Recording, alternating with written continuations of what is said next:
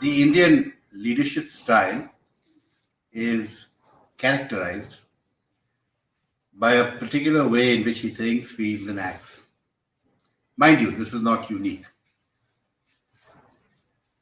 For he lives and thrives in two worlds: a primary system that has 7,000 years influenced by Kal, Desh, and Patra, and a more postmodern world with leadership principles that are derived and borrowed mostly from the West.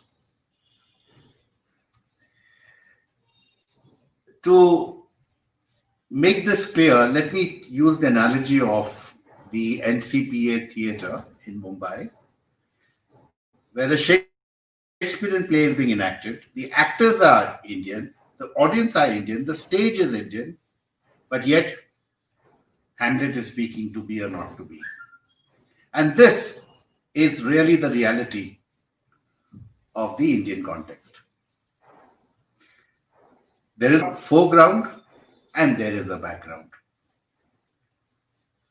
I argue that an effective leader is one where he's able to integrate these two aspects. Otherwise, it leads to contradiction, paradoxes, polarities, what we call as Dharam Sankatas. I assert that we need a blend of both the Avard and the Rishi to create the Rajeshri model. A model that includes diversity, inclusion, ecological balance, ahimsa, that the world is one family. I hope this book allows you to explore your own personal leadership and discover the leader in you. Thank you.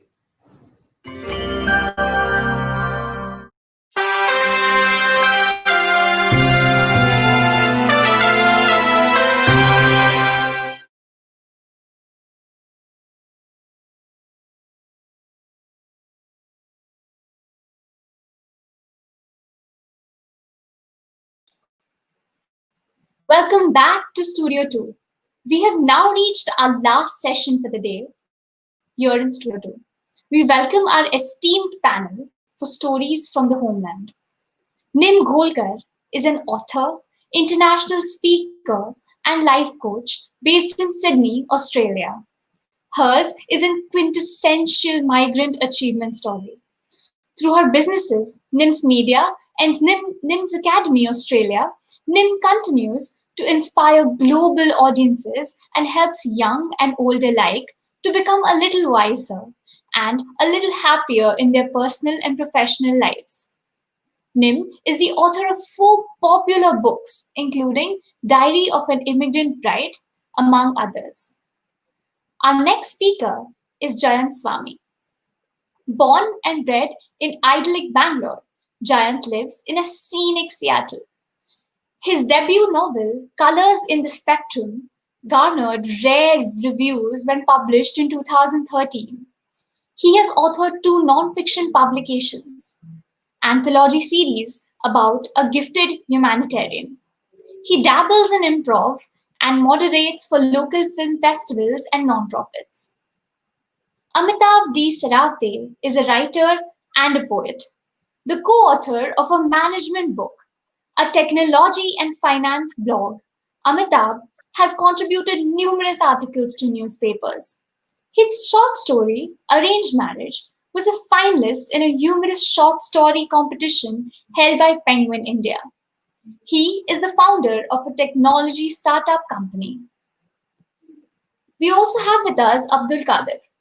Abdul Qadir writes about people and their flaws, living in the grey area between right and wrong. These are sometimes ordinary people caught in extraordinary circumstances, where morality cannot be defined as black and white. Told from a decidedly Pakistani perspective, these are stories of an underbelly that knows no borders. Mayur Didolkar will be moderating this session. Mayur Didolkar has published three novels and several short stories.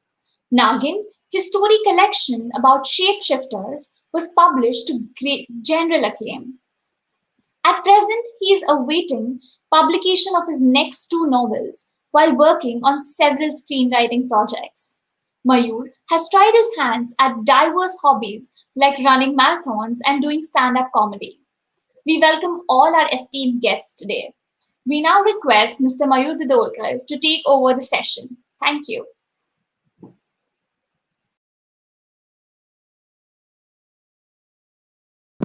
Namaskar. Namaskar. From Pune, India, a very, very warm welcome to all our panelists as well as all the people who are viewing this show. We are going to talk about stories from the homeland. And when I told this topic to my nephew, who is like 17-year-old, that my topic is stories from homeland, he said, Mama, the first two seasons were good, the other seasons were not so good. So anyway, this is not a discussion about the hit drama starring Claire Danes and Mandy Patinkin, but I promise to all our guests, all our viewers, that the discussion will not be any less enthralling and any less engaging than any good episode of Homeland. And I think I have the approval of all my fellow panelists when I say that. Let's talk about stories from the homeland and why it matters to us. So I think Oscar Wilde said once that home is a place where if you have to go, they have to take you in. So many of us who have traveled wide and far for in search of livelihood, in search of careers, in search of that one thing which is inside us, which continues to drive, have found out that actually not only distance makes the heart grow fonder, but actually the profoundness of our connection improves with the time that we spend away from our homeland. And a lot of us who are fortunate enough to get an opportunity to write and to be published often find an expression to that fondness and an expression to that profundity of our connection through our writing. So that is one of the reasons why I think a discussion about these stories matter to all of us, not only as a writer but also as a reader and as global citizens on a broader level. So Neem, allow me to open this panel discussion with you.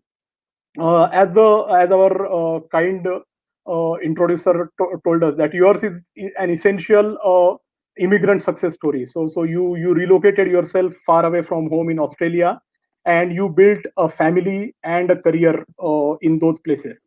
Your first novel actually had the words "immigrant bride" in them. So it was. I suppose there would be some autobiographical colors to that, but very peculiarly or very curiously, your self-help book was the next one, the Unlock the Real You. So what I wanted to understand was that your entire immigrant experience, which involves your writing, your career, having raising a family there, how did it contribute to your experience of writing Unlock the Real You? And what was it like to make a shift from a fiction book to a non-fiction, from being a storyteller to being a writer, so to say? Okay, well, great questions and lovely to be here with all of you and part of this amazing festival. Vishwakarma has a very special place in my heart, so I'm really, really thrilled. I really resonated with what you said in your first few lines that you said about connection with the homeland. And I always like to say, you can take a girl out of India, you can't take India out of a girl. I'm sure everyone would agree. So I've been in Australia for the last 25 years. And of course, when I think of home, it is still India, even after all these years. And when I wrote Diary of an Immigrant Bride, like you said, there were elements of vignettes from my own life that, of course, found their way into the book. Although I like to say there are parts of it that are autobiographical and parts that are not. So you'll just have to guess which bits are true and which are fictional. And as for Unlock the Real You, that was my first self-help book. And then I wrote two more after that, all in the self-help genre and category. The way my connection with the homeland finds its way into Unlock the Real You is that when you move from one country to another, there is an entire cultural shift. There are many things that you have to unlearn, as my co-panelists might agree. Many things that you grew up believing that somewhere you have to tweak a little bit just so as to assimilate into a different and a foreign culture. So climbing the corporate ladder was a challenge, and it was an uphill struggle for many years because I was doing things the way I knew they need to be done. But when you move countries, you've got to pick up a few new skills, etc., etc. So Unlock the Real You is pretty much every mistake that I have made in my personal and professional life. So every chapter is an individual mistake that I've done and the lessons I've learned from that. So a lot of the lessons, when I hark back to them, took me back to childhood in India. I sort of tried and remembered different experiences I had while I was growing up, and then linked it to the stuff I was doing here. And that helped me evolve into the person I am today. So all the books I've written, there is always that connection with India. And I think you asked me another question about how did I make the shift from being a fiction writer to a nonfiction. I believe that a storyteller is a storyteller, whether you're writing fiction or nonfiction, particularly because my style of writing nonfiction is very anecdotal. So I have a lot of personal anecdotes that I share and then link it to sort of self-help tips, etc. I think it was a very gradual and organic journey because after Diary of an Immigrant Bride, I got into motivational speaking and then became a certified life coach.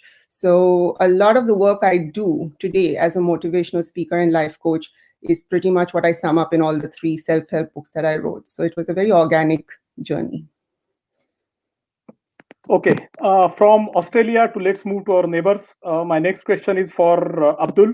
Abdul, your novel Vapor Trails is basically a kind of as in your own words, it's a literary crime thriller, and it deals with issue of drug usage and distribution, both drug usage and distribution. You chose to set that novel in Islamabad, Pakistan, if I'm not wrong. There were 2 questions which comes to my mind. One is that when you take a subject which is as complex as the war on drugs or the usage of drugs, more than war on drugs, usage of drugs itself, I think there are a variety of approaches that the filmmakers as well as the writers have taken. So we all remember about 20 years ago, Steven Soderbergh made a very epic film called Traffic, which even won an Academy Award for the direction. From there, you will have a story I mean, again, I'm giving an example from screen, but Breaking Bad, which is a very ambiguous take, morally ambiguous take on the business of making drugs and distributing drugs. All the way to some of the more conventional storytelling, which is more of a war between the so-called war on drugs. Now, I wanted to understand that when you started writing this story, did you have a point of center on the moral scale as to on what side you wanted to be? Did you want to be more on the side of Breaking Bad, where you're talking about how far a person will go in order to take care of his family, or were you more on the side of, say, somebody like Michael Douglas in Traffic, who is a straightforward person trying to fight what he thinks is as a good fight? So what were the moral dilemmas that you talked about or that you solved within with yourself before you sat down to write the book? And was the decision to set the novel in Pakistan, in Islamabad, a conscious decision? And if so, why? Okay, so thank you. Those are really deep questions. First and foremost, any moral dilemmas that I face myself while writing about it, my point of reference for it is fundamentally, if I am to take the same examples that you shared with regards to the movies that you just mentioned, mine could be looked at as how far you can actually get dragged into it before you realize that wait, I'm actually stepping across a moral divide over here. My personal opinion, of course, is that the norms and policies that are now prevalent in the curtailing of drug use and any, I would say, illicit quote unquote indulgence, they need to change. Those norms need to change. These are things that are not just happening, 10,000 miles away. These are things that are happening everywhere. They're all around us. They've been normalized to a very large extent, but while it's wrong to just take a blanket and define every substance under the sun as something that is absolutely terrible and it will kill you and you should be sent to jail for trafficking or consuming it. I think it's more a question about how much generally drug policy needs to be reviewed, what corporations through CSR initiatives, I guess, in developing countries, and what healthcare systems in developed countries can actually do for rehabilitation, for instance. What's really going on with the romanticization of the entire drug culture, for instance? There is, of course, the question of celebrity culture and whatnot as well when you talk about things like these. In general, the reason I chose to set it in Islamabad was because I'd always had this aspiration to write a very twisted love letter to the city that I was born in. And Islamabad for my generation was a very different Islamabad, as I'm sure it is for every generation.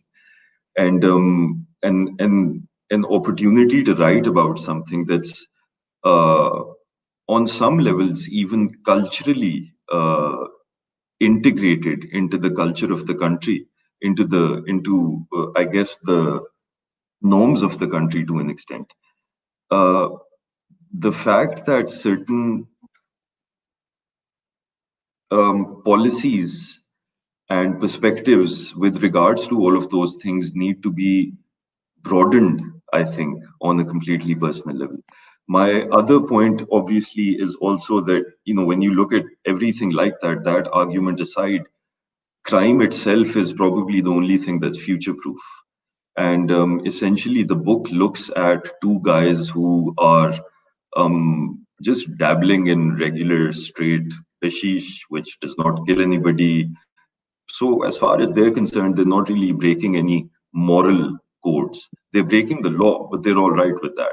But they have a certain moral code because they're like, there's a line in the book which says that, why don't you think about dealing cocaine? And he's like, I don't like the violence associated with it. So what I've tried to do is I've tried to go through that entire value chain. And on some levels, you could call it a how-to guide, but at the same time, it lays it bare for the everyman to see that it is as normal as that, it is as common as that, and in incredibly benign situations, something really terrible could be going on. So essentially, that's my perspective behind the whole thing. Very interesting. So, from drugs to family matters. Now we come to my friend Jayant Swami, who is joining us from USA. Jayant, I mean, while I was reading about your book, I think the story brought a song from that old Nasir Hussain film called Yadon Ki Barat to my mind. So I started thinking about siblings who have grown apart and discovering each other as grown-ups is a very uniquely Indian concept. And anybody who is in love with Hindi cinema the way I am would can quote dozens of examples from films starting from maybe 1960s to somewhere around 1990s about that. Now, I sort of understand your choice to set the story in Bangalore and not in Seattle where you stay. But I still wanted to know a little more about that decision. Whether did you consider writing a novel about Indian characters who are set in US with the same story, and then arrive at this decision, or you knew that this story was going to take place in Bangalore right from day one?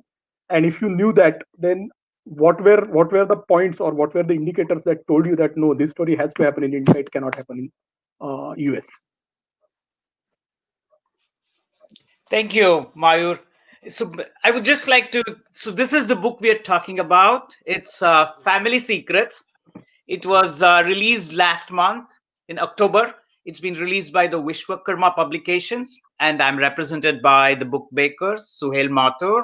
So I first wanted to also thank everybody who helped me on the journey. And so I'll kind of stick to this book, The Family Secrets. The earlier one was Colors in the Spectrum. And now I will answer your question, Mayur. So, first of all, that's a really great association you've made. And I myself am a fan of Hindi films, though I personally don't call it Bollywood. And sure, a lot of the stories I have in my head may have been influenced by them. So, that's one part of it.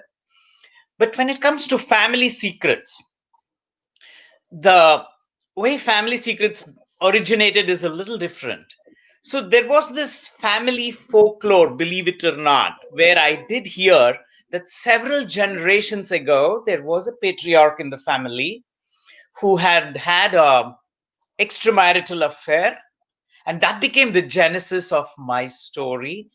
And everything else is fiction. The one takeaway from it was this patriarch had a daughter who was a very capable lady herself in those times, and she was a homemaker. And then apparently she found out she had a half sister who had gone on to become a doctor.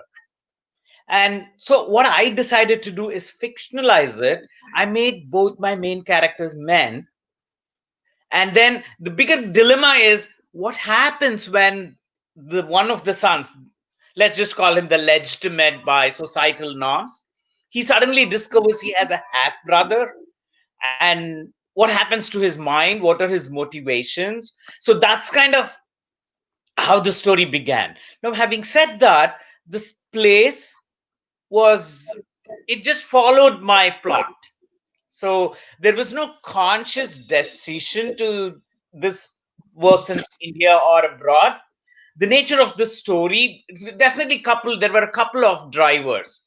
I wanted to set the story in the past, and so I chose the 30s or the 40s, kind of enamored by the World War era to have it originate, which means I had to do a little research. And there was always one thing I did not, what I found out when I did research for the story. It's about the divorce laws in India. For example, till early 1950s, there were no laws. The law was silent. Bigamy, divorce, there was no recourse in law. And that for me became a major plot point because I had always believed that divorce was relatively unknown in India in the 60s or maybe even the 70s. And the reason that we always heard was it's against our culture. And I always thought it's really more that, uh, women did not have the power either economically or socially. That is what was holding them back. And this for me gave a new angle. It was like, okay, this is the third dimension. The law is silent. And when you put somebody or a set of people in that circumstances, what happens? What do they do? So that's kind of how everything happened. And I happen to come from Bangalore, and intuitively, I just set my stories in Bangalore if I can help it. That's the truth. So we all discover our from personal experience. I can say that many times the motivation or the so-called inspiration that comes for writing a novel can come from a single incident or from a single idea or a single vision, for want of better word. And many times it does not turn out the way we expect it to turn out at all. So if I could share my personal experience, when I started writing the first novel that was published by Juggernaut, I always thought that I was writing a supernatural novel. I was always thinking of writing it as one sister's ghost solving the murder of another sister. So two sisters who get murdered by in a difference of 8 years, and the first sister's ghost solves the murder of the second sister. And then the way it turned out that there was no ghost in that story, and still the murder got solved. So many times the way the stories come to us do not play out the way we expect them to play out. However, that initial idea or initial spark is the moment that belongs to all of us as writers. which brings me to our fourth panelist, Amitabh. Amitabh, again, the title of your book brings a smile to my face, because that's the area. It mentions an area that I have literally spent the last 30 years in. So the Gymkhana, Deccan Gymkhana. I went to Ferguson College. I stayed in Ferguson College hostel, and until recently, before the lockdown, my office was actually right across PYC Gymkhana, very close to the Deccan Gymkhana. Uh, your story, your short story collection, it's a collection of 11 stories, where there is one encounter who is sort of telling stories of people happening around him. And you acknowledge the character of Mulliner, Mr. Mulliner, from the great P.G. Woodhouse, as sort of a inspiration for that. Now, there are two questions that I have with this very interesting idea. One is that, did you first think about these short stories? Did you first think about having these light-hearted, humorous takes on the urban life in and around Pune's Deccan Gymkhana, and then decided that, okay, hey, let me try what PG Woodhouse tried maybe 80 years ago and put a character like Mr. Mulliner? Actually, I also think that PG Woodhouse had another character which used to tell these stories, which is that golf oldest member of the golf club. He's never mentioned by name. So, did you sort of think that you will go with that idea, or it happened the other way around? So many times we start writing by sort of admiring or expressing our admiration for writers that we like. So my first novel that I published was a kind of a literary tribute to my favorite author, Stephen King. So I said that I read his novel called Salem Slot, and I said that, okay, let me see if I can sort of write not an Indian version of it, but let me sort of write a novel that will have echoes or the long shadow cast by Stephen King's novel into that. And I wrote Kumbhapur Rising. So which one of it was the two was for you, Amitabh? Did you set out to write a Woodhouseian story, or did you discover the stories first and then say that, okay, hey, PG Woodhouse is a good setting for that? Yeah, thank you, Mayur, and thank you, PILF. It's fantastic to be here with this panel. This is the book that we're talking about, Humorously Yours, Tales from a Gymkhana. Mayur, the specific answer to your question is I was dabbling with a short story collection. I was just writing a bunch of short stories, both literary fiction as well as humorous short stories. And when one of my stories was featured in this Penguin humorous short story competition, I started thinking. I've been a big fan of PG Woodhouse, and especially amongst Bertie Wooster, I think my particular favorite character has always been Mr. Mulliner, right? And so as I started working on these stories, I thought, what could be a common thread that I could weave through all of these stories, right? And with Mr. Mulliner as an inspiration, I thought, if I could get a storyteller who could stitch all of these stories together, put that storyteller in a very familiar Indian setting. So I describe the book as narrated by a P.G. Woodhouseian character with a very distinct Indian touch, and then put that character in a surrounding or an environment which I grew up in, right? So those, I would say, would be the sources of inspiration. And so what I did was I had written these short stories, and then when I decided that I had to place this storyteller called Barkhurdar as the person who brings all of these stories together, and there followed, of course, some editing with the stories I'd already written. But then for a lot of the other stories that followed, we had the protagonist. He's based at this club called the Deccan Gymkhana Club, and often on his audience's dime, he is kind of entertaining them with stories, right? Which just produce kind of this slice of city life, right? And the inspiration for most of the stories were actually true life incidents, right? So there is a particular story about an elephant which makes a big mistake, which results in a big career change for the people involved. This was actually a situation that unfolded at the company I worked at. I'm not going to name that company. There is a story associated with Roger Federer and a young tennis champion. This actually occurred with a good friend of mine, right? And then were fairly other silly stories, for example, about a person, a swimming coach who was a very popular swimming coach at a popular public swimming tank. and he used to basically take bets. So he used to jump off the third floor, and he used to place 100 rupee notes on the ground, and whoever drenched the notes the most would actually win that note, right? That was the inspiration behind the story called the Budka. And then there are shades of this character in the very last story. It's called Goofball, which are partly autobiographical. For example, when I was getting my MBA in the US, a lot of us were just wanting to get into investment banking firms, right? So we had to be immaculate in terms of how we wrote our cover letter, our resume, and there is a mistake that's attributed to the storyteller. What Barkurda does is he sends an email to the managing director at Solomon Smith Barney, and he gets invited for an interview because of a big blunder that he commits in that interview, in that email application. So that actually happened to me. So uh, Solomon Smith Barney, the word Solomon and Salmon are very close. So what I'd done was I'd actually used the word processor to compose that email, and it corrected that spelling from Solomon to Salmon, and that's how the email went out, and I never heard from the bank again, right? And so I used that as a context where this person emails the bank, and the managing director at the firm is so intrigued by such an error-prone application that he actually invites the candidate, and that actually lands the storyteller into a job. So a lot of the inspiration, as I said, came from true life incidents, and of course, I've grown up in Pune, like you mentioned. You've spent a lot of time in the Deccan Gymkhana area, right? So a lot of the characters are actually shades of a lot of characters that I've grown up with, I've encountered, right? And I think it just brings alive, I would say, the character of the city when you kind of fuse this all together. Thank you. I would like to take a minute here to sort of acknowledge.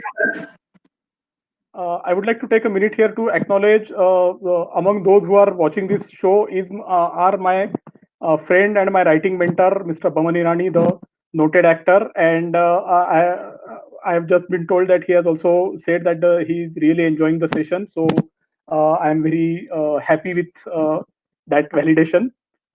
We now come to the topic of how the places influence the writing that we do. So many times people say that in Huckleberry Finn, the river itself acts as a character. So many time people who were watching Sacred Games on Netflix recently commented about the very unique character of Mumbai city that comes out through what is going on. Now, in case of Jayant, you have set your novel in Bangalore. Amitabh's story collection happens in Pune, and Abdul's novel, most of it takes place in Islamabad. So, in no particular order, I would just like to sort of hear from the three of you how your particular cities that you have chosen become a character in. Do they become a character? Of course, in Amitabh's case, it sort of does because the name itself gives away. But I would still like to know more about how those cities, their culture, their history, etc., plays a part in the book itself. Maybe we can start with Jayant. Yeah, and a great question, Mayur. Thank you. So for this question, I'm going to go back to my first novel, Colors in the Spectrum. And you said it, man. In that book, Bangalore was actually a character. There were 5 principal characters, and I always maintained that Bangalore was my 6th character. I kind of gave it the emotional arc that we give the main characters, and a little bit of why it was a character in that book and not necessarily in this. So, Colors in the Spectrum was born when I was immigrating to the US 20 years back. That's when I got totally enamored by Vikram Seth, who had just hit it big on the international scene with A Suitable Boy. And then I said, okay, if I can write too, let me give it a shot. And that's how Colors in the Spectrum was born. And then, especially in the early 2000s, every time I went back to Bangalore, the city had changed so much. The city I was going back to, the Silicon Valley it had turned into, was no longer the garden city where I had grown up in the 70s. So that was kind of a big aha for me. And that's also probably where the Homeland concept I was still emotionally very attached to my home city of Bangalore, but I was also building strong bonds with Seattle, which is another dear city. I love living here. And Bangalore did play that huge role in the first novel. Now, coming to the family secrets, like I said, place here is more incidental, and like it was just a given that it would happen in Bangalore. Nothing much, nothing else. But it was very relevant for Colors in the Spectrum. And thank you for the question. So, Abdul, for example, can we move these vapor trails from Islamabad to say Lahore or Rawalpindi? We absolutely can. I mean, one of the things that I absolutely maintain about the story is that this is a story that is happening right now, halfway across the world, 10 miles away, in another city and all of that. But your question, which is, it's a great question, the city as a character, effectively. I do look at Vapor Trails as a travelogue through Pakistan. It is represented by two boys who are from Islamabad who get into a degree of trouble, and then they just can't seem to get out of it because, as far as they're concerned, they're not really violating any serious moral codes. But as far as the law is concerned, of course, that has an entirely different perspective. Now, having said that, if you've grown up in Islamabad in Pakistan, now that's a city that technically doesn't have a culture. It became, I think, I'm probably wrong about this, but the bracket would be all right. And I think it was the late 70s in which Islamabad was actually made the formal capital of Pakistan. So we just had mountains, a small town, and lots of popular culture to really feed off. And what that did essentially was that it just, at least for my generation, because we were growing up in the 80s and the 90s, I experienced Islamabad very much like a person who would experience their city while growing up, let's say between the age of 15 to 20 years. And now that I don't live there anymore and I go back there, even if it's a few months in between my trips, it just feels different. It looks different. So the city as a character, like I said, my book is very much a book of its time in the sense that it comments on a lot of things that is still socially relevant, especially in India and Pakistan, because I mean, politics aside, realistically speaking, culturally, it's the same people. Ethnically, we're the same people. Our stories are the same. Our influences are the same. We revere the same actors. We watch the same movies. So on many levels, it's a political difference. But the city as a character can most definitely be implemented in any city at all. One of the best reviews that I got about it was that it was whoever read it said that they were very pleasantly surprised to see that a voice like that was also coming out of South Asian literature. So that for me was great because they said that it was like reading a Western novel but juxtaposed on a South Asian setting. So, Amitabh, from personal experience, I know that we cannot move this story, forget out of Pune, but not even out of that pin code. So this doesn't work. If it works in 411004, it doesn't work in 005. But I would still like to know a little more about that unique voice of Deccan that you are trying to capture. Yeah, I think it's a very interesting question, Myra. I wouldn't say that, if you shift pin codes, as we call them in India, that the story won't work. I hope that's not the case. Otherwise, I'll only find readers in No, that no, no. pin code.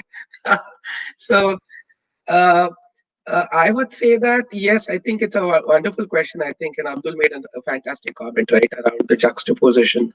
Uh, uh, I would say that the city is a very important character, right?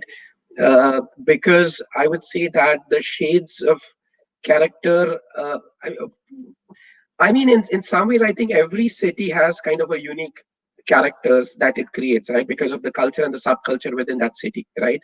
So I would say that when you profile certain characters in the story, they are of course in some ways embodying the spirit of that city itself, right?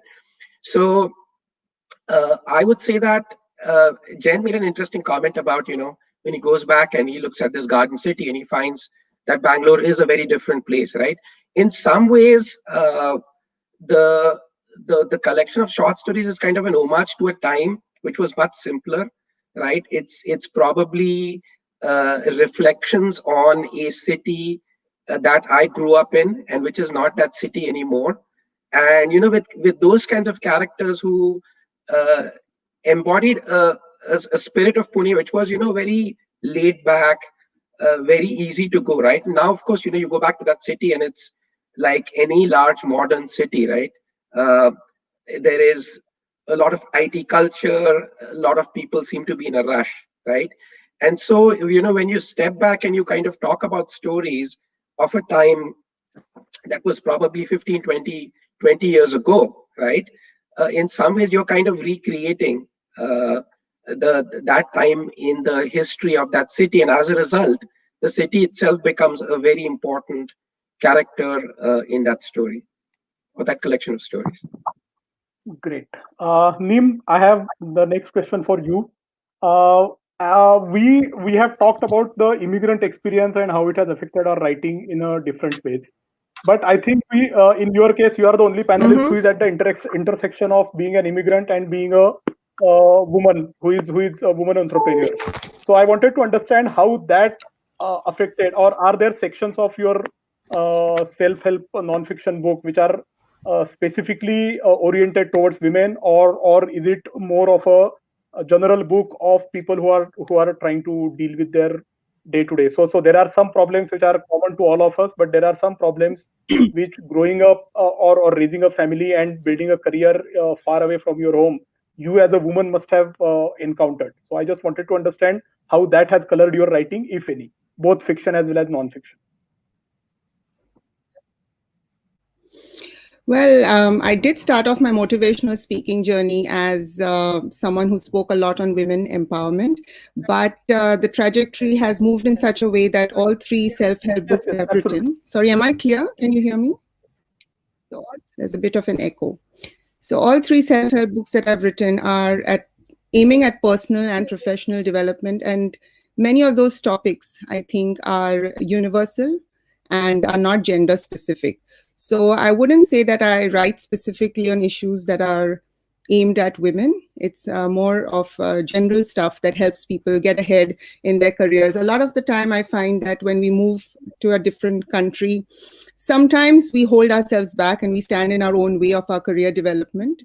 So 25 years of having worked in corporate Australia and all the lessons I picked up, I try to help the migrant community that has moved to Australia, or even migrants globally, to understand some of the cultural things that they may need to tweak to move ahead Very towards their interesting. goals. So what we are talking about, in many ways, we are talking about a sort of a universality of that entire experience, and that allows. So in screenwriting, we always have this saying that what is personal is universal, and what is universal is personal. So which means that if you write about an experience which is instantly identifiable, then you are really reaching out to a very wide range of audience with your writing.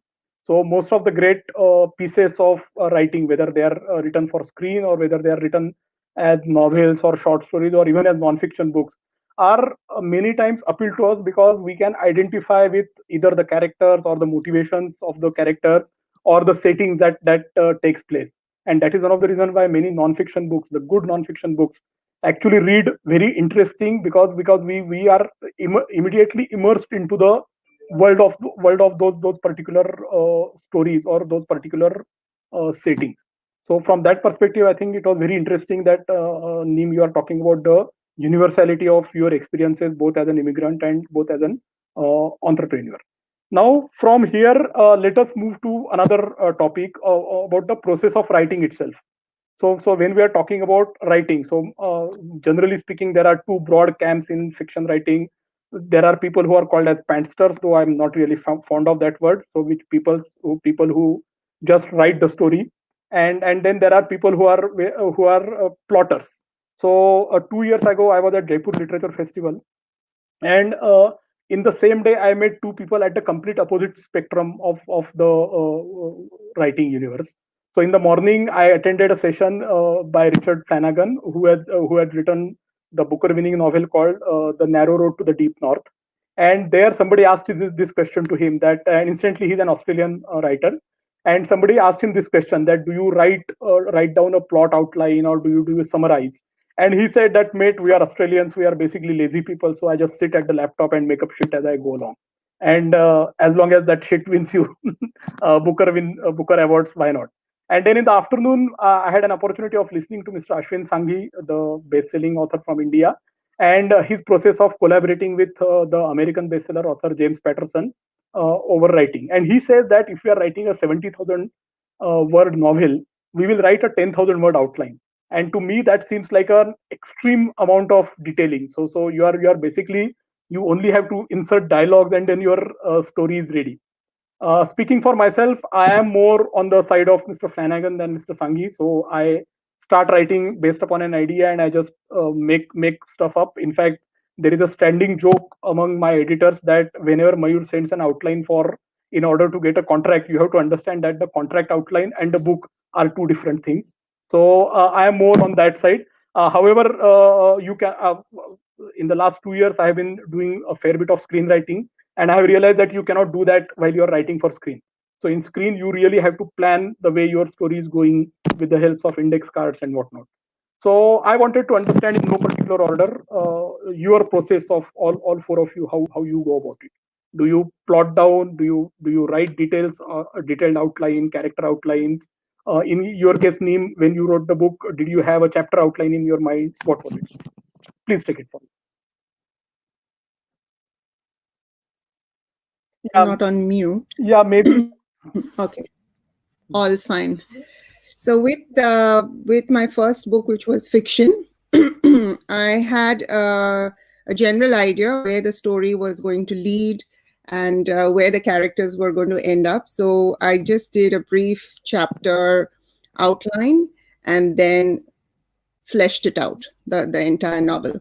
With nonfiction, it's much more concrete. So I knew what were the topics I had to deal with, what were the topics I had to explore.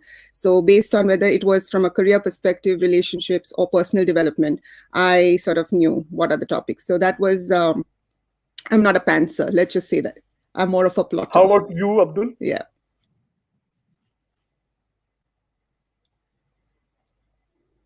How about you, Abdul? Yeah, sorry. So I do plot, absolutely. I mean, once I know what I want to write about, normally it's driven by, for instance, I basically just wait until 7 or 8 things really start to bother me, and then I just want to factor all of that into a story and weave it through a narrative. But if you take, like, for instance, if you take my book Vapor Trails, it's fundamentally, if you look at it in an overly simplified manner, it's a crime thriller. It's a piece of literary fiction, comment socially, but it'll cover all kinds of taboo subjects like child abuse. It'll cover, like I said earlier, celebrity culture, drug-related deaths in your own backyard, parents not knowing what their children are up to, so many things. Once I know what I want to write about and the issues I want to write about, then the next step is coming up with a story. So for me, I kind of work in many different directions at the same time. Very key influences at that particular point in time include, what am I reading? What music am I listening to? What is the cinema that I am ingesting, for instance?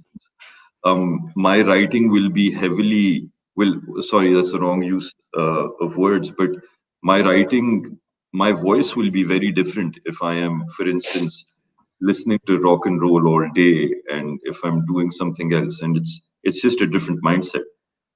That being said, I'm the sort of a person that I will have a whiteboard. I will have a structure. I will have the issues I want. I will have the characters there and whatnot. I don't plan in advance from the screenwriting perspective to really, really flesh the characters out. I kind of like to do that on the fly because I'm a very routine oriented writer. I wrote paper trails while having a 9 to 6 job, so it was 6 p.m. I'd get done. I'd have dinner with my father. I would go to the gym. 9 p.m. to 4 a.m. I would write every day. 4 a.m. till 8 a.m. I'd sleep. 8 a.m. I'd wake up. And that just repeat ad nauseum. So in that manner, I'm incredibly structured from that point of view. And but the most important thing is the popular culture and the media that I'm exposed to at that point in time. So I don't like to limit myself to a genre. I don't like to limit myself to there was an example that I was giving earlier, for instance, like if you're fond of a musician, right? And you've liked their first two albums and you listen to the third one and you're like, it's very different from the first two, so I don't think I'm a fan anymore. So that's the difference between liking the artist and liking the music. That's a very So interesting analogy. That's a very so interesting analogy. so thank you. So essentially that's how I look at it. I mean, like I said, I'll just wait for things to start bothering me, and then I just have to find a good story, a good setting. I'm blessed to be living in the United Arab Emirates, so the next one I write, because I can only write about what I know about, what I've experienced. So Okay, thank you. We will take Amitabh and Jayant's reactions to this question later. We have our moderator has informed me that we have a question from an audience. So may we have the question, please? So Rajiv Prabhu asked that a lot of character is given to the natives of a city, Punekar, for example, and the situation revolves around this. How relevant is this to the actual conditions prevailing in the city? I think this is a very interesting question, and I'll let probably Jayant take this. I think what Mr. Rajiv wants to ask us is, are the depiction of cities in popular culture fairly authentic? And I have my own thoughts about that, but first I would like to listen to what Jayant has to say.